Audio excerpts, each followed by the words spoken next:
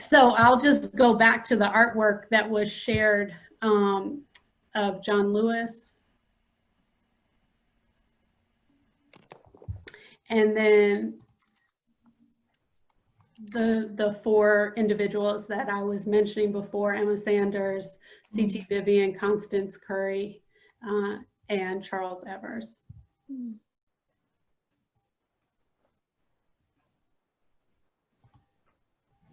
And so it sounded like, as you were coming in, that a lot of you know each other, but wanted to. This photo comes from the Bay Area Veterans of the Civil Rights Movement website, of some folks who will be on the panel today, some people who may be in the audience, and some individuals who have since passed. But the Bay Area Veterans of the Civil Rights Movement came together to support each other, reinforce their experiences, and share what they know, and have begun speaking and sharing with teachers and students. And so this was an opportunity for us to share their stories with a broader audience of teachers, and perhaps make connections so that they can speak to your students. Our schedule today is these introductory slides, and then the bulk of the time we'll be hearing from the veterans themselves. We have a half-hour panel scheduled, and then a 15-minute Q&A. During the Q&A, we will use the questions that you submitted when you registered, as well as questions that come up in the chat. We've also invited the veterans, those who are on the panel, and if there are any in the audience, to respond to questions and be in conversation in the chat as the program is going on. And then we'll continue the panel discussion, and then towards the end, we'll put you into breakout groups. I'll show you the slide that I was narrating, but I see that some of you were able to follow my verbal instructions. And have grade level conversations about how what you've heard makes you think about instruction in your classroom. And then we'll debrief with the panelists will be here when we come out of the grade level conversations. We'll have final questions and then gratitude before we leave for the day. So that's our plan for today. So I wanted to introduce today's panelists. We sent ahead of time some bios, and so you might be familiarized already with their stories, but I'll give you a bit of brief background on each of them in the order left to right that you see the images on the screen. So Chewd Pam Allen was a Freedom School teacher in Holly Springs, Mississippi.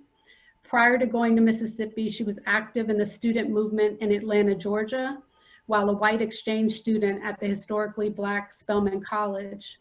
Chewd coordinates the Veterans for the Civil Rights Movement speakers for schools and community groups, and she was an early organizer in the Women's Liberation Movement. She has taught anti-racism workshops for both liberation groups and the YWCA. One quote that was included in her bio: "People keep on keeping on because they believe in something greater than themselves." R. Cole Bridgeforth worked for SNCC in Starkville, Mississippi from the summer of 1964 through the spring of 1965. He was a student at Knoxville College in Tennessee when he was recruited to work in voter registration. From 1965 through the end of 1966, Cole worked through the San Francisco Friends of SNCC office, educating, fundraising, and organizing. One quote included in his bio: "That was the lesson that we taught that first summer of 1964. You could stand up, you could speak your mind, and you could survive in Mississippi." He was 19 when he went to Mississippi. Miriam Glickman first worked with SNCC in Albany, Georgia. In the summer of 1963, we see her in this slide in the large turquoise hat. She missed her Brandeis commencement as she headed south to Georgia. In Georgia, she worked with civil rights organizer Charles Sherrod, who launched the first racially integrated group of civil rights workers. And then she went on to work in some Mississippi communities, acknowledging the increased risk that was seen in using integrated organizing teams in Southern communities. Bruce Hartford was one of the Jews active in the civil rights movement, beginning in Los Angeles before going south. He had participated in the March on Washington, and then he was on the field staff of the Southern Christian Leadership Conference from 1965 to 67, working on voter registration and desegregation in Alabama. After leaving Mississippi, Bruce worked against the Vietnam War. He was active in the Students for Democratic Society while he was at San Francisco State College, now San Francisco State University, and participated in the 1968-69 Third World Strike. He was later active in union organizing. He's also the webmaster for the Veterans Civil Rights, or for the Veterans website. One quote from him: "Some said that California was different from the South. But after experiencing the tender mercies of the LAPD and a restaurant owner who hired a mob of white teenagers to attack our picket line in the heart of South Central Black community, I'm not so sure that the difference is as great as folks imagine." Marion Kwan, who's in the third photo from your left, worked with the Delta Ministry in Mississippi in the summers of 1965 and 1966. She was a community college counselor, serving economically and educationally disadvantaged students at City College of San Francisco. And she's also a consultant in intercultural communications. Her experience in the South explores some of the tension when we think about the structure of a Black-white binary and where people who exist outside of those categories fit into our understanding of that time. She wrote, "To me, the civil rights movement, I've never seen it as a race issue, but everybody else does. I don't see it as a race card. I see it as a class card." And then finally, Gene Turitz worked with the Friends of SNCC in Berkeley and San Francisco from 1963 to 1967. He spent the summer of '65 working primarily in Batesville, Panola County, Mississippi. His work involved organizing around voting, freedom schools, a farmers co-op, public facilities integration, and much more. Since the early '70s, Gene has organized around tenant union issues, housing, and the police. He's also been an organizer of a political marching band that has been playing at demonstrations, strikes, protests, and other events since the late 1970s. And so you'll see his photo, Musicians Action Group, more recent, with his arm raised in the red shirt.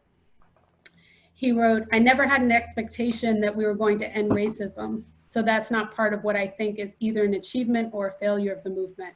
I thought that what we were dealing with were issues of power." And then he said, "We were a small group of people. We may have caused a lot of trouble, but we were an infinitesimally small group of people who caused a lot of stuff to be talked about and to be thought about. And I think that's a fantastic achievement." And so if we could just take a moment to thank our panelists for being here. And while we're thinking about what they have done, I am going to launch a poll to find out who you all are. So if you can just take a moment to complete this poll, just 3 questions, and then we'll see who's in the room here.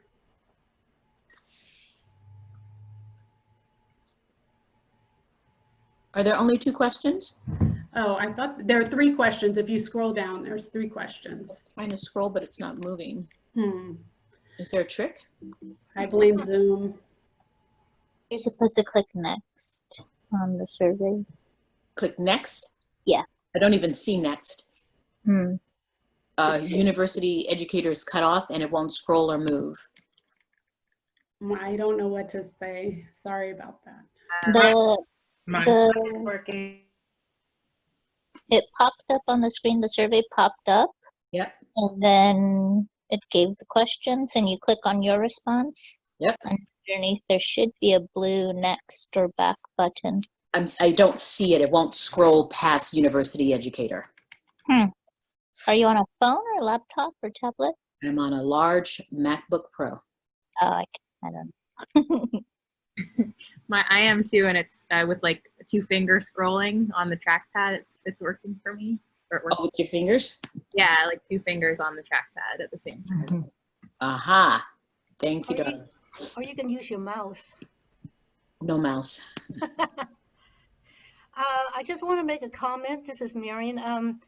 Not everybody I invited are educators, so they don't probably will not be indicating anything on number 2. I appreciate that. Thank you. Okay. All right, so I'm going to end the polling. I see, I'm supposed to put that one in. Could the comment be repeated that was just said? Sorry. There was a comment about educators. Oh, not everybody might find themselves recognized in the categories that we put up. So I'm going to end the polling. We'll find out what a sampling of who is in the room. Hopefully you can see this. So 65% of you are from Northern California. There's 1 person from outside of California. A third of you are from Southern California. A lot of elementary school teachers and high school teachers, some middle school teachers, a few folks who identify as university educators, administrators, and then some veterans of the civil rights movement. And then I asked what best describes how you're feeling about this moment in time. 5 of you said there's so much wrong with the world. 16 of you said what an opportunity to affect change. Another 16 of you said we can learn from what others have done before. And then 6 of you are putting 1 foot in front of the other. So just a sense of who we are as we begin our conversation together. So then the next slide I wanted to show you when I was talking with Chute and Cole and Bruce about this session, I thought that something that was important to do was just to place geographically the locations that they might be talking about. And this isn't to say that racism only exists in the American Southeast, but many of the experiences that they'll be talking about were in the American Southeast. And they'll be talking about what connections they made to their experiences in the North and the East as well. So I think what people in the bios talked about being in Mississippi, Alabama, and Georgia in particular, and just so taking note of where those states are and where they are in proximity to each other. When folks talk about the Mississippi Delta, they're talking about the northwest portion of Mississippi, sort of between Memphis and Jackson, if you were to look at this map. And so just wanted to ground that. I was sharing a story with them of when I was an undergrad in college and in New York City, and a professor was talking about the Albany campaign. And the only Albany I knew was New York. And it took me till the end of the lecture to realize that he was in fact talking about Georgia. And so just to be clear about the locations. This itself, I think, is a great primary source. It's an image of Freedom Ride routes over time. And then the link at the bottom, and I can share this later, is to resources at the Library of Congress in their collection. All right, my final preliminary slide. I'm gonna ask you all to add some things to the chat. So when I was talking to Bruce and Chute and Cole about this program, one of the things we were talking about is where does the civil rights movement and the Southern freedom struggle in particular fit into the curriculum? When is and where is it taught? And so these were some of the ideas that came up for me. sort of thinking about K2, there's standards around rules and laws and community building. There's an emphasis on people of significance. Third and fourth grade, local community and state history. And then in high school, ethnic studies, movements for change in 11th grade, and then processes for change in 12th grade. Across all grade levels, teachers, I believe, do special units or lessons on African American history and social activism, maybe aligned to Black History Month, or the King holiday. And then there might be ELA integration in elementary school or in middle school, English language arts. But just if you haven't, and I'll open up the chat to see what's happening there. But how are you thinking about this topic with regard to what you teach? No, the chat's not showing up for me.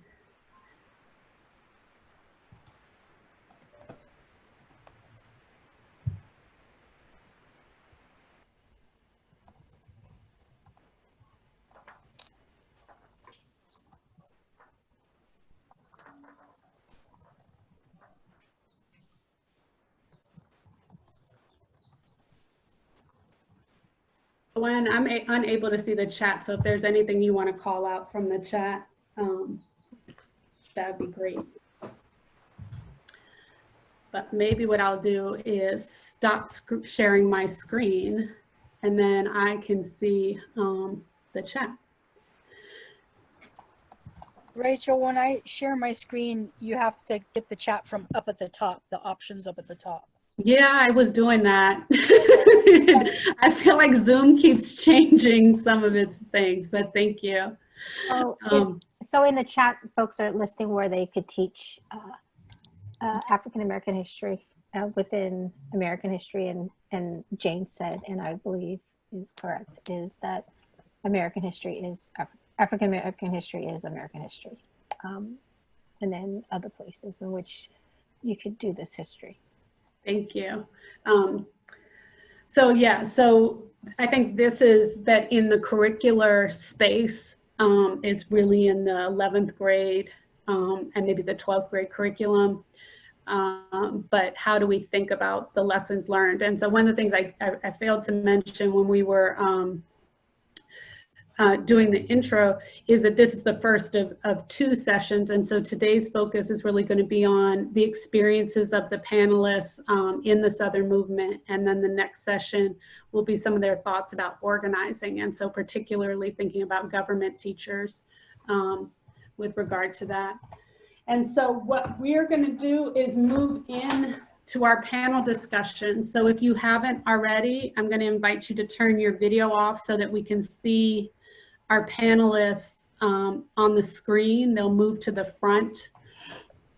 And if you're able to put your screen on gallery or speaker view so that you can see the panelists.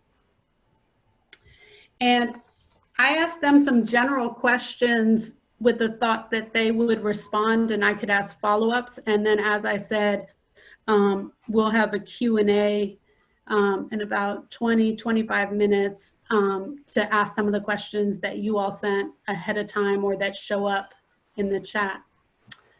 Sound good?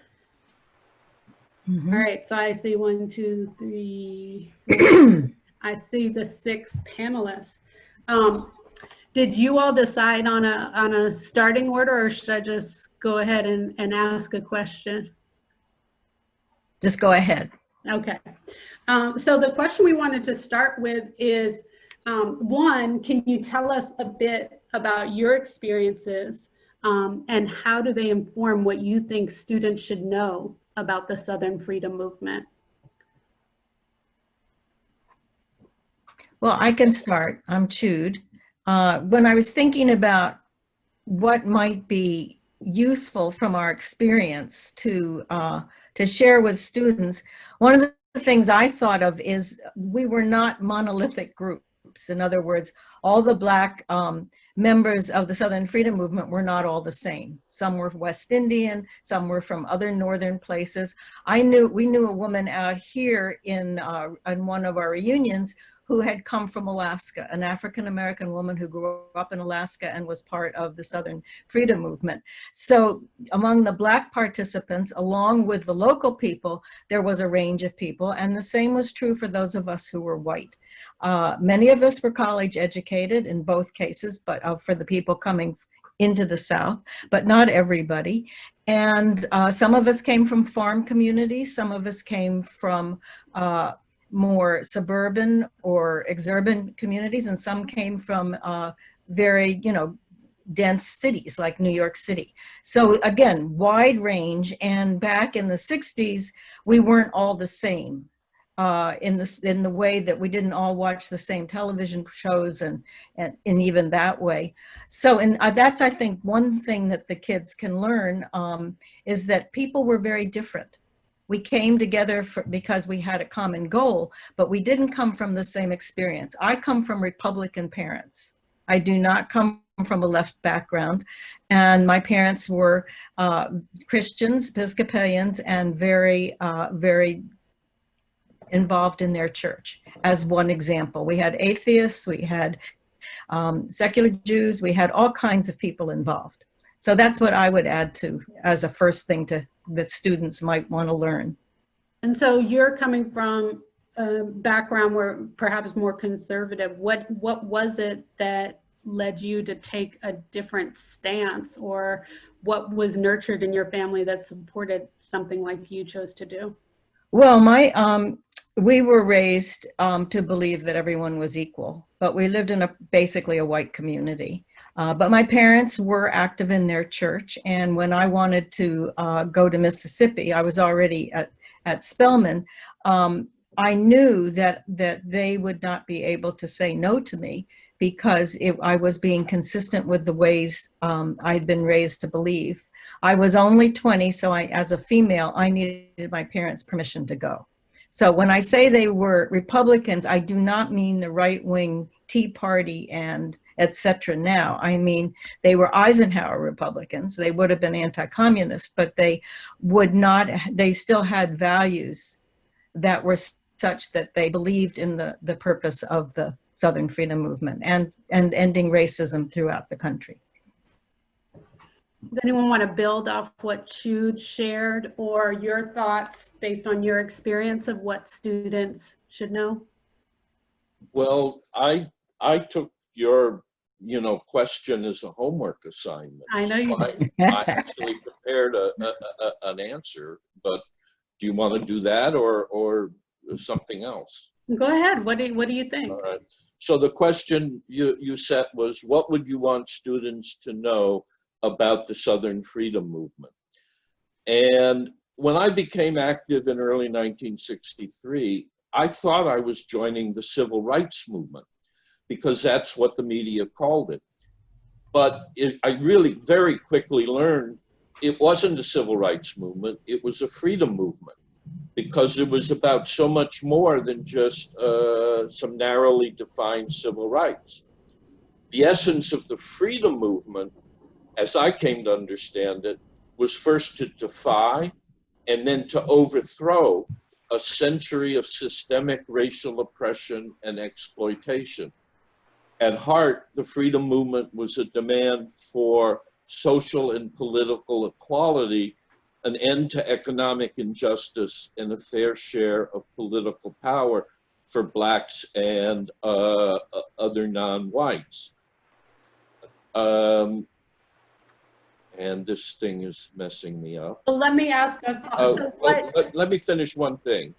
Okay. That SNCC veteran Martha Prescott Norman once put it, people don't put their lives on the line for a cup of coffee or even to get the right to vote. That level of commitment suggests that people were moving out of the most fundamental desires for freedom, justice, and equality. That is what we talked about. That is what we sang about. We were singing about freedom from start to finish, from beginning to end. And this was a fight for justice and freedom, and we cannot understand it if we overlook this fact. Personally, I remember one time I was in jail in Selma with a crowd of student protesters. In a tiny cell next to us were 3 middle-aged Black women from Bogachito in the deep rural part of Dallas County. They'd gotten up at 4 a.m. to hike 20 miles into town, knowing that they would be arrested if they marched for freedom. For freedom, that's what they marched for. So Bruce, how did you come to that definition of freedom, or to internalize it or recognize it? What was it in your background or your experiences with the movement that helped you understand that? Well,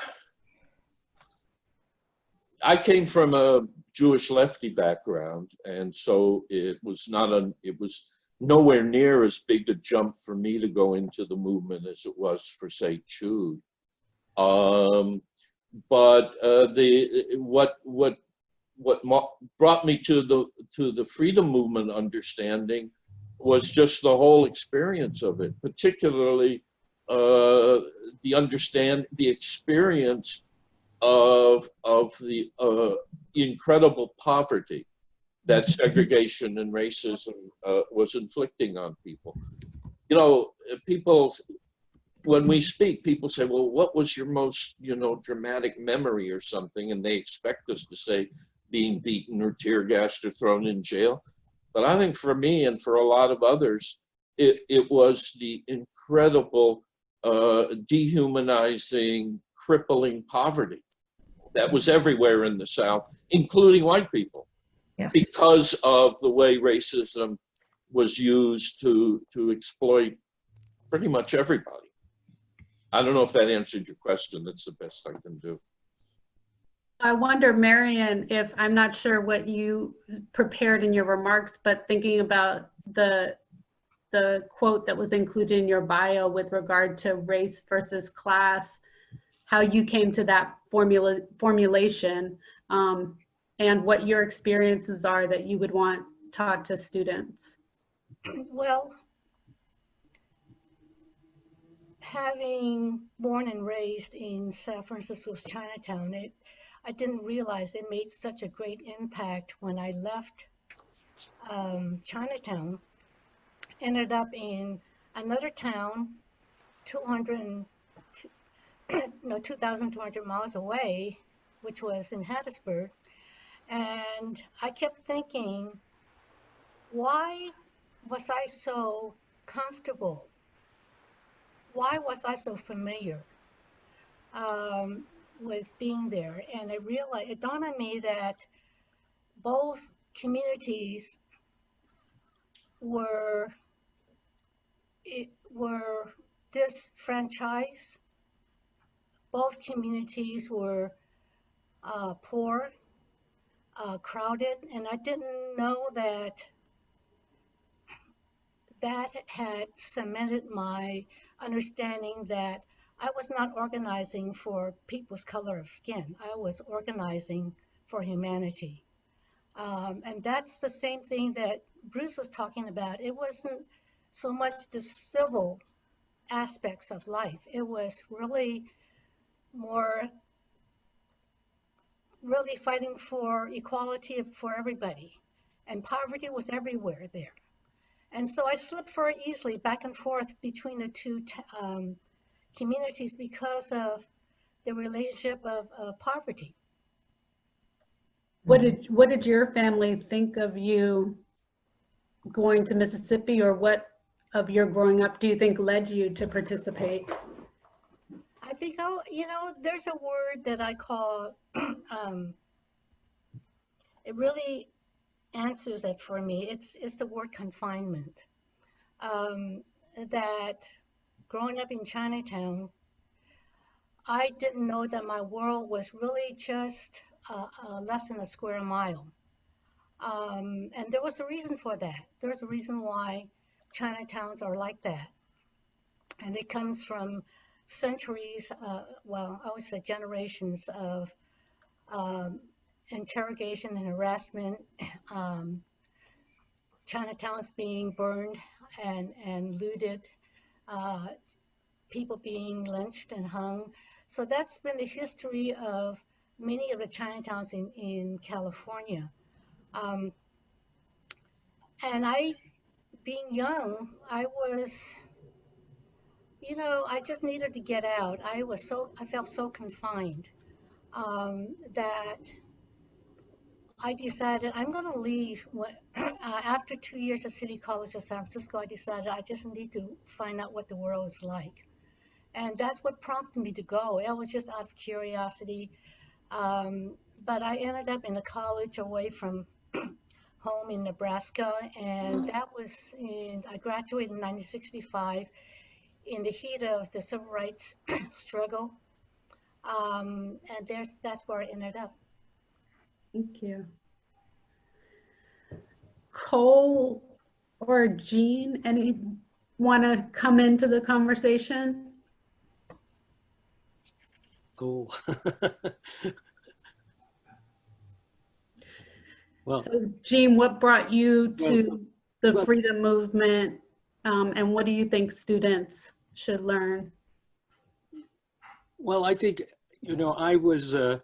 I had finished college by the early 60s, and I was living in Berkeley and following a path that was sort of a very individualistic path of wanting to be a composer, but then began to be more involved. I joined Friends of SNCC because the incredible things that were going on, from starting with the sit-ins and then through the freedom rides, were just moving people. And then the activities in our own communities in which I became involved. But through Friends of SNCC, we were very integrally related to people in the South whose information we were distributing around here, primarily to raise money. But then people came out here a lot, so I began to meet people who came out here for rest and recreation.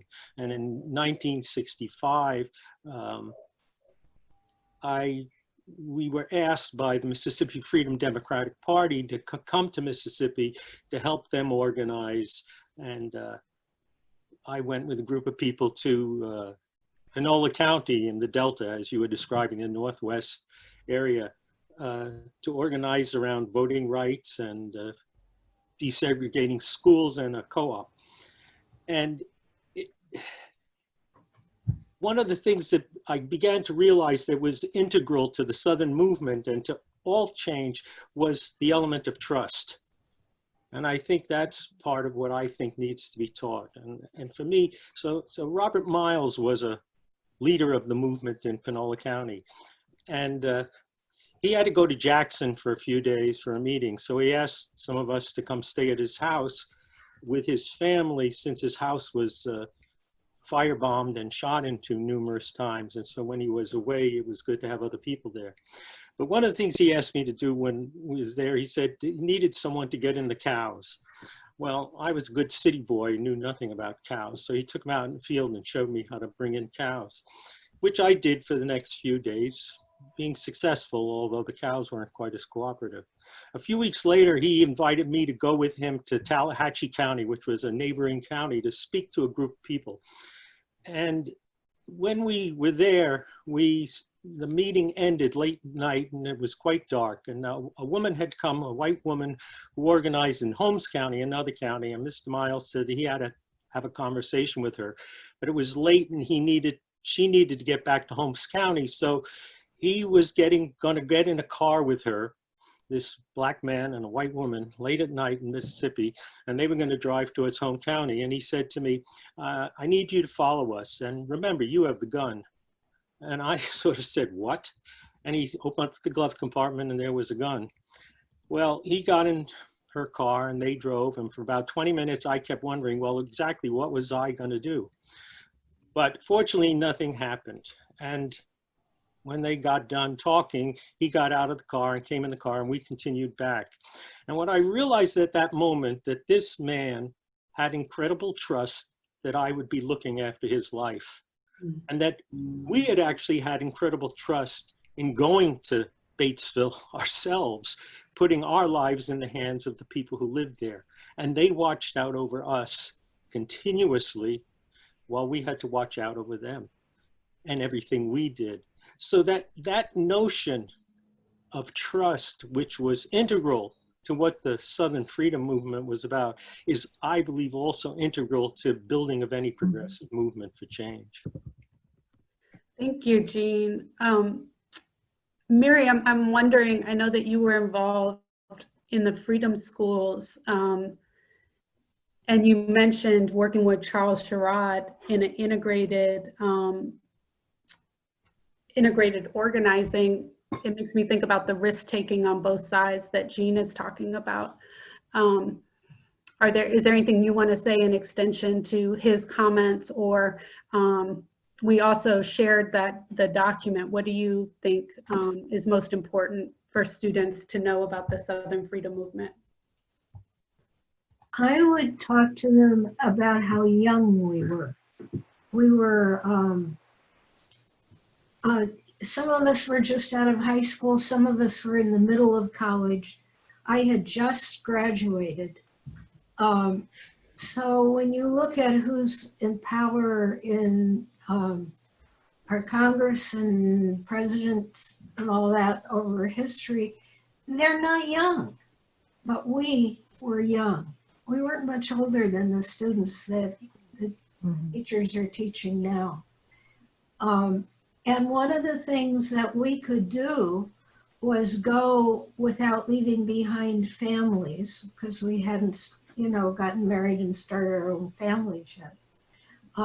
So we had that narrow window of freedom, old enough to go, but not so old that we couldn't go because we had too many ties at home.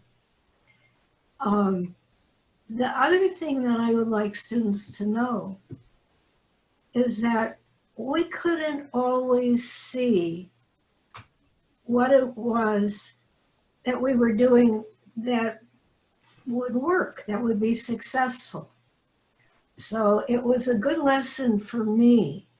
When I was down there, I saw how powerful the establishment was with holding things the way they had been for decades, even generations. So the idea that we could make a change and would be successful, I didn't think we would, actually. I thought the segregationists would deal with us for a couple years and then go right back to what they'd been doing. That was a good lesson for me, because when I got involved in the anti-war stuff, 10,000 of us marched down the streets of San Francisco and nothing happened. But the lesson was that you keep doing it. And that's what I would like students to know. That if you hold out long enough, you persevere, you can actually change history. Thank you. Cole, I hear you're back. Are you here? I'm here. So in your bio, you said you were 19 when you went to Mississippi. What did it mean to be so young doing or did it feel like you were so young? Do we know? Probably didn't feel like I was so young. I guess I want to start this answer with a quote that. Sorry. No, it's okay. I was in the zone. I get my mask on. No, it's okay. I'll go inside. I'll take 6 feet. I'm just kind of. Nope, I'll go inside. It's okay. I think we'll check to make sure we have people on mute. Go ahead. John Lewis said, "We may not have chosen this time, but the time has chosen us."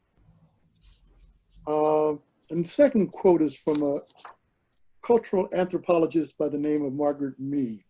"Never doubt that a small group of thoughtful, committed citizens can change the world. Indeed, it's the only thing that ever has." And that's the theme I see. I want people to understand that SNCC was small, SCLC was small, CORE was small, the Panther Party was small. the group of people who are actually activists tend not to be large, but they're focused. And they become an engine to motivate people around them. So, what do I want them to know? That we survived in Mississippi because we had support networks that stretched out across the country. We had parents and relatives who raised money to get us out of jail, who pressured legislators to get the FBI in there. We weren't alone. So, but maybe most importantly, we depend upon our local communities who fed us, sheltered us, and when needed, protected us. I'm not sure that Mississippi was a nonviolent place. I do know that many of the organizers who grew up there, they had a gun in their glove compartment, because if you don't have any TV cameras there, you will be hurt. Staying alive is important. What we did partly is we didn't bow to an intimidation. We marched in my town, Starkville, which is Northeast Mississippi, home of Mississippi State University, where they really didn't want any blood on the ground. If you drove south toward Neshoba County, you could feel the stairs changing. So you can go down there. And finally, when they put us in jail, and they did put us in jail, we refused to leave those communities. There's no philosophical arguments that would cause people to trust you. We had to do that with our daily practice and ultimately with our bodies. Bob Moses said at the summer of '64 that we may not get many people to register to vote. We may not get many people to attend freedom schools. Maybe all we are able to do is to live that summer, and that will be enough. So I think now, in retrospect, perhaps unknowingly, we were about the business of breaking the spell of white supremacy on the hearts and minds of our people. People have to believe. People have to have hope before they can seize control of their lives. And finally, Mississippi changed us probably more than we changed it. Yes. It deepened our personal commitment to social justice. And of course, being here this morning is part of that commitment. Thank you. So some of the questions, I'm going to turn to some of the participant questions that came in, and this one seems an extension from Cole's comments, but also some of the things that others have said. There was a question of how did you cope, adapt, heal? Where did you find courage? And so as the world of white supremacy became perhaps more stark or realized, what was it that you were able to do, or what kept you going? It helped to be a 19-year-old. Why is that? Probably thought I was indestructible on most occasions, but people actually risked their lives and livelihoods to support us. And being a good Christian young man that I was, I felt I had to live up to their trust. Mm. In fact, their trust transformed who I was, because as a young black man coming into Mississippi at 19 and 20 years old, I didn't have a place in America. I couldn't see where I fit. But there, the simple message was, you're our child, you're our brother, and we will trust you and protect you. And I thought, for me, that's emotionally transforming. Mm-hmm. Others want to respond to that question of how you coped, adapted, healed, found courage? I drank a lot. Well, I think, this is Jude. I think a couple things are important. I was talking before about how everyone, so many people came from different backgrounds, but we joined a movement. We were together. And I think that, at least for myself, there was that sense if some of us died, others would pick up and keep going, that we were doing it for more than just ourselves. We were doing it as part of a movement in solidarity with local people who were, of course, the real movement in the South. But we were supporters, and we came in as a group, knowing that we were going to different places. But at least for me, I had that identity that I was part of something much larger than myself. And Wazir Willie Peacock, one of our members who was originally from Mississippi and a member of SNCC and has since passed away, but he used to talk about how the singing made us bigger. So, and of course we would be singing things, "We Are Not Afraid," and everyone of course was afraid, but singing together, we created a bigger space. And so we were bigger than just our individual selves. And I had that sense always that I was part of something larger than myself. And that definitely gave me courage. I have something also that, I'm sorry, are you through? Yeah. You know, when I spoke earlier about where I was from, I think I need to be a little bit more personal, because I think about heroes, and there are more heroes that I could count. I didn't realize that until I got to Hattiesburg. There was an elderly woman, Mrs. Sims, who welcomed me into her home, knowing that she's in grave danger by doing that. A stranger she doesn't know. She dared the Ku Klux Klan by having me there.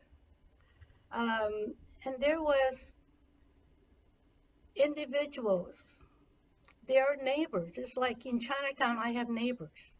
I don't know them very well, but everybody knows everybody. Well, there's the Phillips family, there's Mr. Farley, there's Savannah, there's Cornelia, there's Johnny May, there are so many others. And these were my neighbors. Like in Chinatown, I had neighbors. And these people are real people. They're not just Black people from somewhere. These are individuals, and you get to know that these are human beings struggling.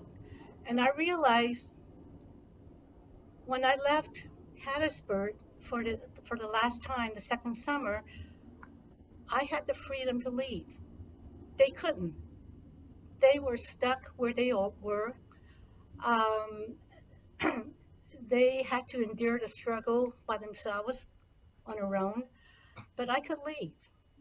And I realized that the difference was between the two communities was that it was just too scary for us to realize. You know, I didn't realize that if I were Black living in Hattiesburg, if I leave my area, I could wind up being dead. In Chinatown, I could leave my area and I might feel very awkward about it. But I knew that I would probably be able to get back home alive. So that's the difference about, you know, about what not having the freedom. And it's just not, it's the voter registration is everything rolled up to one, but it's just the horrific feeling of being suppressed completely. It's a human relationship that binds us together.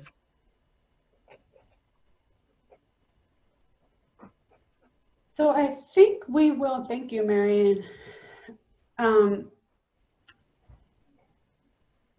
I wonder if we can, Bruce is going to be mad at me because I'm going to go off script. But I'm wondering just in this next portion, if you all could talk a bit about, because I feel like you've shared in a really powerful way the experience of being in the South and the relationships that you formed with local people, and how that clarified your sense of the world. And so I'm just wondering if you could share a bit about how that influenced the path you took when you left the South, or as you left the South.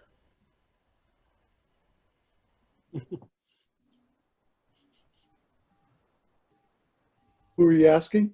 I'm asking whoever will respond. Well, I think like my allies here, it shaped the rest of my life. Yes. Every decision that I made. I've been at this for, I don't know, ever since 1964. All of my life trying to find tools. And I tried a lot of different things, and some of them didn't work so well. But for me, I found education as my weapon. And it mattered. You know that African Americans were not allowed to learn to read during enslavement. Mm-hmm. It was a capital crime. So I figured out that if I can help people learn to read and read the world, that was my tool. But every day I get up in the morning, I'm thinking about how I can make a difference. And that's not a sacrifice. That's has become part of my DNA. And when you're doing all that stuff in 19 and 20, and you're surrounded by a band of brothers and sisters, and you're in a circle of trust, and you're singing freedom songs, and you're doing everything you can until you burn out, come back with what we now know as PTSD, maybe disillusioned as well after the Democratic National Convention in 1964. Oh, yes. But you pick yourself up, you find people who believe what you believe. For me, some of them came from San Francisco State, because I lived in San Francisco. I watched that march down Haight Street that Miriam alluded to, the anti-war march. So I'll stop. So I would pick up on that and add to that one of the things I learned in the freedom movement that shaped my life from then to now is that what really brings change in America is not from the top down, but from the bottom up. That the freedom movement was an example of a mass people's movement transforming their lives, their own lives, through extraordinary courage. The freedom movement made the leaders. The leaders did not make the freedom movement. Without the courage and the determination and activity of hundreds of thousands of men and women in all ages, in towns and cities across the South and the nation, there would have been no civil rights movement, no famous leaders, no court rulings, no new laws, and no change. And you can go all the way back to take the 1955 Montgomery bus boycott. It was not started by Dr. King, who I later worked for and greatly admired, and I will honestly say I loved him. But the boycott was actually called by a guy named E.D. Nixon, who was a railroad Pullman porter, and by a group of teachers led by Joanne Robinson, who in the dead of night snuck into their school office to run off flyers on the ditto machine calling for the boycott. They waited up until dawn, gave those flyers to the black cab drivers, who spread them across town. And when school opened at 9, they organized the high school students to distribute the flyers into their home neighborhoods. Then they asked Dr. King to be their spokesman and strategic captain, but they started the boycott. The boycott made Dr. King, not vice versa. And that taught me a lesson about where change comes from that has shaped my beliefs and activities to this day.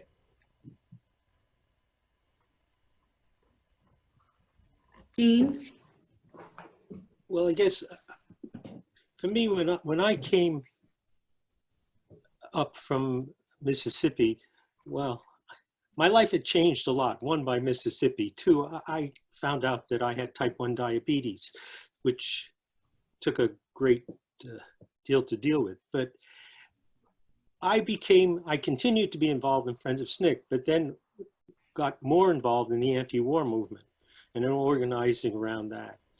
And again, the notion that we were building a movement that was about something that affected our own lives, that as young men, we were getting draft notices. And the response to that was what sort of built the fundamental part of the anti-war movement. And so those lessons which we had learned in the South about working with people on the issues that were important to them became very important, and we were able to carry out as part of the anti-war movement. And it was the same thing that moved me on into I then worked on police issues, because those were the issues. And even though I took a break to go to Europe because I thought I would study music. It was in 1968. And what was going on in Europe was that students were organizing against their governments and universities, and everybody wanted to know from me, who I thought I was going to get away from everything, but instead everyone was asking me, how did you organize in the civil rights movement? How did you organize in the anti-war movement? And so even on this year that I was away, 2/3 of what I was doing was talking with people about what we had been doing.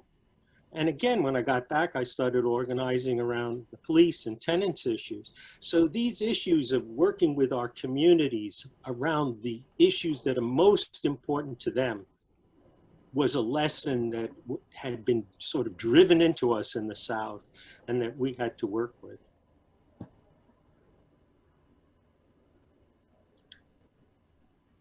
And I would speak from a more personal side, just to keep the balance here, that I came out of the South calling myself a woman and not a girl. And my fellow students at my last year at college noticed this.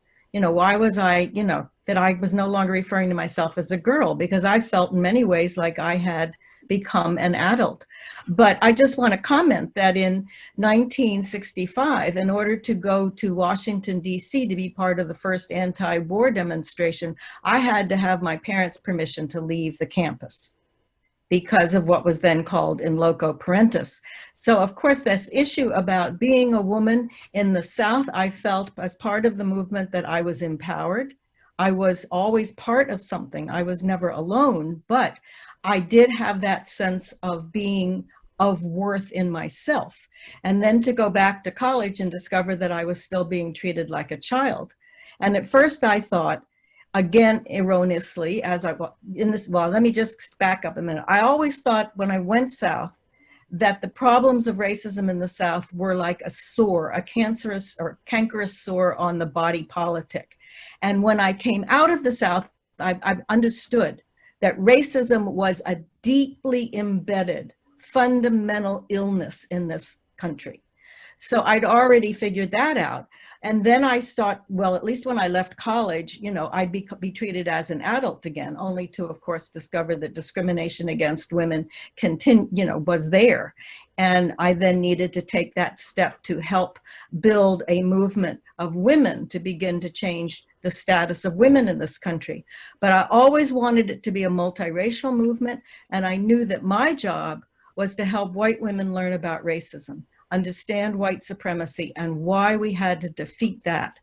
And I would just end this to say that I truly, truly came to feel and still feel that racism is an illness that white people need to heal from. And in that sense, then fighting against racism, fighting against white supremacy is the only way to become a full human being, because it is such a deeply embedded illness in the white psyche. Thank you. Thank you. I'm not so sure it's an illness. I think it's very thoughtful, and it's about money. Okay. Like slavery, just like prisons, just like if you read Coates's The Case for Reparations, it goes on, but it always comes back to what's in the economic interest of those people who are defining you as less than, who are imprisoning you, and who are holding you in bondage. I agree. Yep. The whole thing about, and of course, as a person of color, or woman, or anybody else, you don't really care what people think. You care about what they do to you. Well, and I would say, Cole, as a white person, that I do care. I needed to be able to also care that the movement was humanizing whites, that had to be part of it also.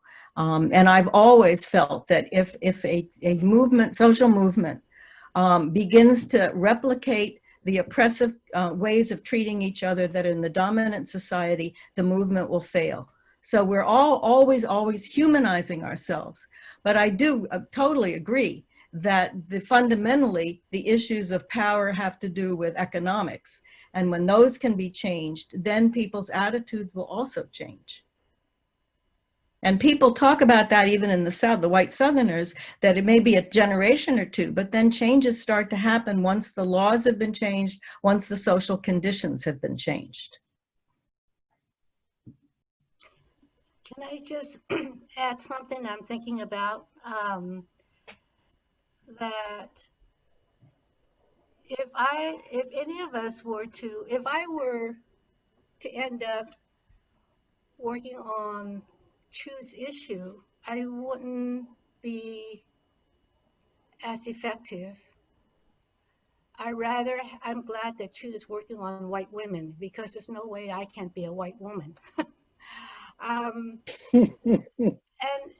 it makes me think that, recently, the last couple of years, I realized I don't like to be out there by myself. I don't want to be the only Chinese American or a handful of us integrating into the Black Lives Movement, because I really think that that's so important. It's a human lives movement, and I want to be a part of it. And I want many other Asians to be a part of it. And that's my goal, that I have to figure out how I can speak out a little harder, raise my voice a little bit more, helping or trying to encourage other Asian Americans to get on to this cause. And I think it's happening. And I'm grateful that it's coming to, I can see it happening. But it just sort of reminds me of how it's so much more effective if my heart is into making that happen. I'm the right person to do that. So it's just a thought that's what I identify with, and that's what will make it. Because I identify with it, hopefully I can be a better advocate for the movement. Mm-hmm. If that makes sense. Yes. So as a closing question for each of you, what do you want teachers to teach their students? I feel like that's what we've been talking about, but what would you sort of want to call out before the teachers go into small groups to talk about what they heard, what is it that you want to leave them with in terms of what you think is most important?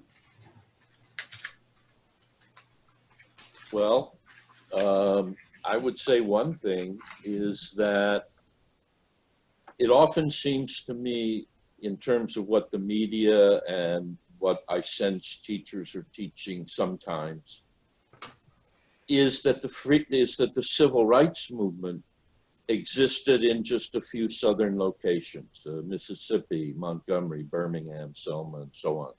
And that there was a wonderful peaceful march in Washington where a great orator spoke of a great dream. But that's not true. I mean, it is true, but the movement, the freedom movement, existed everywhere in America. I joined the movement in 1963. In the first 6 months of that year, and it had already been going on for several years, there were protests in 115 southern communities, resulting in over 2,000 arrests. And that's not counting what was going on in the North. In the North, well, when I say North, we always say North meaning not South. So in the North, meaning liberal California in my case, with the movement in California is almost never mentioned. But if you measure the size of a local freedom movement by the number of arrests, the Selma Voting Rights Campaign of '65 was the largest, with more than 4,000 arrested. Birmingham in '63 was second with around 3,000. Third was the 1963-64 protests in the San Francisco, Oakland, Berkeley triangle with 2,500 arrests. California was a freedom movement center, and so were a lot of other places in the, quote, North. So I think that so often is dropped out, and it's focused on the South as if the South was an aberration from American normality, America's good normality, and that once those vile Southerners, you know, were taught that, you know, we're fixed, we entered a post-racial society. Ain't true. So from Bruce, broaden the struggle to expand beyond the South. Mm-hmm. In a Well, and also look into in your own city. I mean, there was movement everywhere. Kids might want to know, you know, that the Bank of America, their parents take them into, was the center of civil rights protests.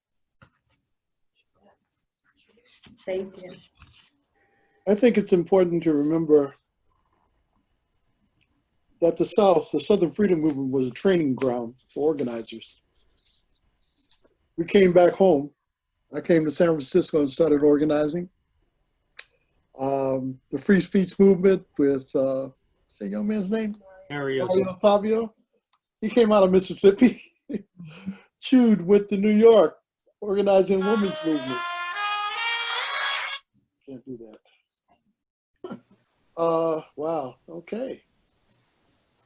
Got to change my ringtone. You said she went to New York. Oh, go ahead. Farm workers. Can't do it. Oh, God. Okay. So it's important to understand the connectivity between Southern Freedom Movement and the rest of the country.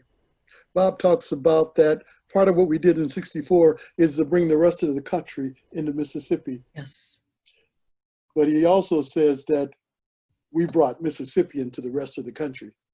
Now, it was easy enough to look at Bill Connor and all those guys as something, an apparition down there in Mississippi.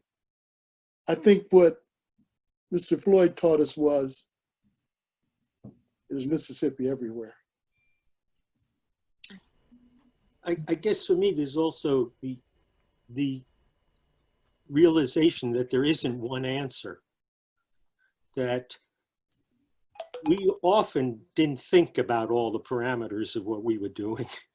When we organized on plantations, a sharecroppers union, not we, when the sharecroppers were organizing their union, they couldn't think about the reality that ended up happening was that once they organized, the plantation owners were just going to get rid of them and bring in equipment.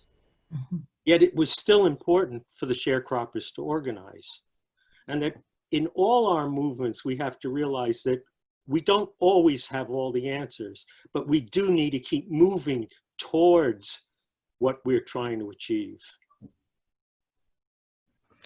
Yeah, and I think it's important to also mention here that it's not like it was that easy to come out of the South. That all of us that have reconnected with each other talk about it there being a hard, very hard time, sometimes a very isolating time. Some people didn't even know if they could keep going. That is both about the loss of being part of what was such an incredible movement. And it's also the problem of coming back into the rest of the society and not quite figuring out where our places were or how hard it was. This happened with me, and especially my mother, that there was that, though she'd supported me, it took me a long time to be able to really communicate. And that I've written about that my parents said yes to my going, but I also had great difficulty reintegrating, because how could I communicate? And I think some of us had a harder time than others, and we all have been the recovery of coming back together again in the late 80s, starting to reconnect as veterans, has, I think, been important for everyone. And certainly for those of us, the Bay Area vets, since about the mid 90s and then 2000, we've been meeting regularly, and it has been very helpful in healing from both the results of the terrorism and violence that we faced, but also from the isolation, from the fact that we were so privileged to be part of something so magnificent, and in terms of the movement itself, but then needed to move on to other things.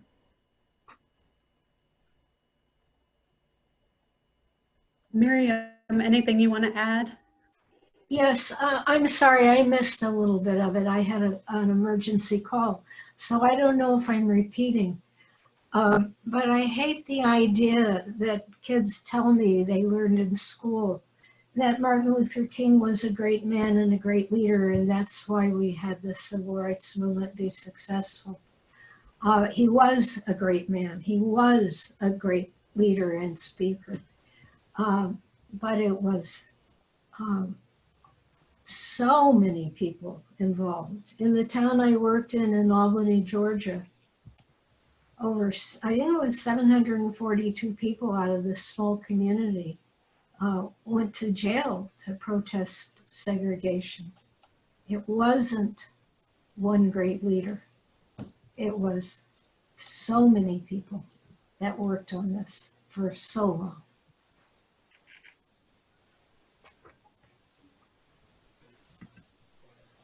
Marion, anything you want to add? No, you know what I said, everybody else was saying the same thing, that the people I mentioned in Hattiesburg were my heroes. It wasn't one Martin Luther King, it wasn't, you know, John Lewis is my personal mentor. I mean, I didn't know him personally, but he was an amazing human being. But it was the people I met in person that changed my life, and they were my heroes. And there were many of them. It's just like what Miriam was saying. I think it speaks to what Bruce was saying in terms of looking at what is the history in our immediate communities. Makes me think about who are the heroes that are around us every day, and that you all were in some very extreme environments where heroism became even sort of more lustrous, but that there are people doing the daily hard work of change in our communities where we maybe haven't turned our gaze. Yeah, I guess for young people, you don't have to get on stage and make a huge, beautiful speech about something. What we need are people who are behind the stage, who are making things happen. Those to me are what symbolizes the movement. Leadership doesn't have to be in front. It can be everywhere. And it's whatever little you can do. You know, what drives you, what gets you excited. And is this something that is going to be really good for the greater community? And go for it. Awesome, thank you. So I think we'll pause there. Thank our veterans for sharing their thoughts. They're going to hang out, but we're going to create some breakout rooms so that you have a chance to talk among your colleagues. Ask them what role teachers played for them. What was the importance of teachers? And so I'm going to put that to the group because they didn't respond to the question. Anyone want to respond? What role did teachers have in supporting your activism, radicalizing you, or was there no role that teachers have? And it came about because there was a sense from the chat of, you know, how do I activate my students? So what was your relationship to your teachers? Well, in terms of me personally, none. But in terms of what was going on in the South, one of the untold stories is the kind of secret underground support that African-American teachers in the colored schools provided to their students and to their and to the movement, even though the administrators and the boards of education would fire them. And in fact, some were underground members of the NAACP when that was a firing offense. So that's a story that has almost never been told. Yeah, thank you for that, Bruce. I was putting in the chat a book recommend, and I'll look, I think it's Valerie Siddle is the author who's done research on that. Anyone else have a experience with the teacher, or should teachers not feel responsible? Do you want to absolve them of their responsibility? Well, I could speak to it two ways. When I went to Spelman, one of the classes I took was to be a Christian ethics class at Carleton that I was to do as independent study. And so I got in the semester, I got a test that I had to take with a page limit. And there was no way, given what I was learning, that I could stay within the page limit. And when this particular professor retired from Carleton, I actually wrote my thank you was, thank you for not penalizing me and allowing me to have that extra space, because of course I was writing about what I was learning about, you know, the history of racism and the movement. And so I would say in that sense, it was one of those times where a teacher did not force me to contract down, but allowed me to do more. And when I went back and spoke at Carleton in 2014, that professor, now retired, and he had been dean of the college for a while, he actually stood up at the luncheon after I'd spoken and said that I was the reason that he went to Mississippi in January of 1965, when as an Episcopal minister, he went to Macomb. So that, you know, says something about the dialectic between the teachers and the students, you know, and you always hear teachers say they learn from their students. And I just should say factually, Stoughton Lind was was one of the professors at Spelman, and he was heading the Freedom Schools in Mississippi, and he recruited me. So I literally was recruited by a teacher. I guess I'd like to share something. listening to Bob Moses talk about the fact that we're in a caste system that's built into the Constitution. And he said that even if we did that, the schools are, I can't paraphrase him, but essentially, as long as we don't change the schools, I don't care how much you defund police departments, if you don't change how children of color are being educated or not educated, we're still going to wind up in jail. So what can teachers do? I know that every teacher works for a district and they have guidelines and all of that, but I just say, you need to tell your students the truth. And when they tell you their truth, don't tell them they're crazy. Find a way, because education is the ability to read and write is key. So, you know, the school down the street from me here in Oakland, East Oakland, the reading level is 2 years behind the kids who are up on the hills of Oakland. And I look and I say, how are they going to compete? How are they going to compete? I don't know what that means for teachers. I don't know, but I'm sure I'm not saying anything that they don't know. I guess for me, the experience that I had in school in many ways wasn't very good. I graduated high school in 1957. So I was in high school during what was called the McCarthy era, and where most teachers that I would have thought of would have been good either shut up because they were afraid of losing their jobs or had lost their jobs. I mean, there was real repression in the education system by the government to ensure that teachers weren't teaching things that would lead to change. And although when I went to college, there were a few teachers who were a little better than that, I didn't really trust school. I didn't think schools were the place that you learn these things. And so my attitude, and my kids could probably attest to that, was not very supportive. Even though 3 members of my family now are school teachers, I was not someone who looked to schools and education as a way of learning. And so being part of the Southern Freedom Movement was a real place of education, whereas the schools weren't.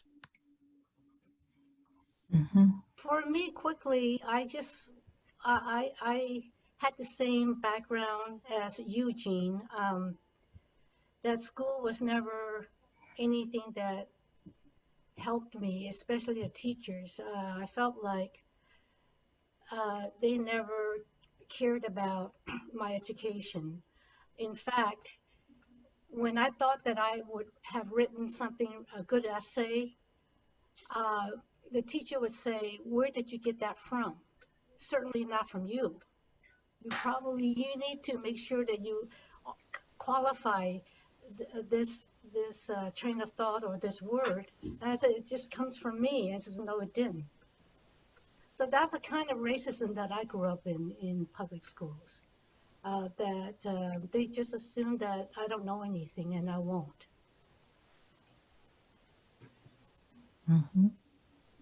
Are we asking the question, how do you think we should teach? How do you think teachers should teach? Do you have a last comment you want to make, Ron?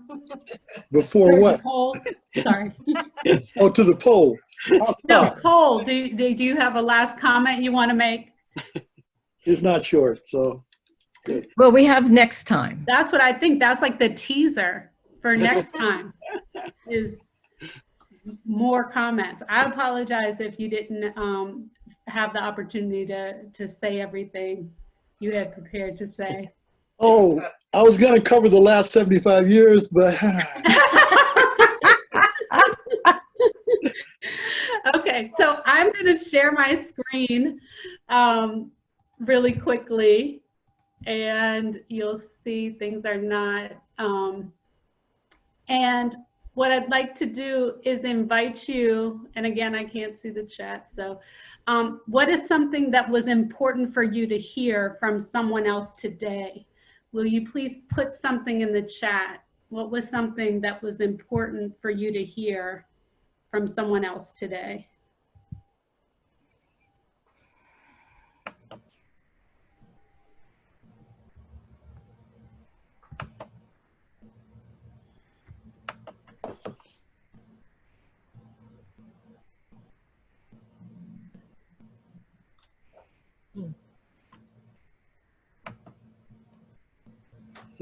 Ms. Diane Benton said, teaching the Southern Freedom Movement can be a model for how to make change. The little people are the real change makers. Encouraging students to make their own history. The notion that movements make the leaders. Thinking about people from all backgrounds. And I think for me, not only from all backgrounds, but exploring what are the backgrounds of people that lead them to make change. Activists are the engines. Be honest. Thank you for that. So I'm going to go back to sharing my screen. Sorry for all these technical difficulties today. I want to share this last slide. We'll send out an email with some links, but just to reinforce that Cole, Chude, Bruce, Miriam, Marion, and Jean are representatives of the Bay Area veterans of the Civil Rights Movement in the South. And they have a great website that Bruce is the webmaster of, and there are lots of resources on there. And Chude organizes their speakers bureau of sorts. And so if you were to email speakers@crmvet.org, you'd email Chude and you might be able to arrange a combination of veterans talking to your students.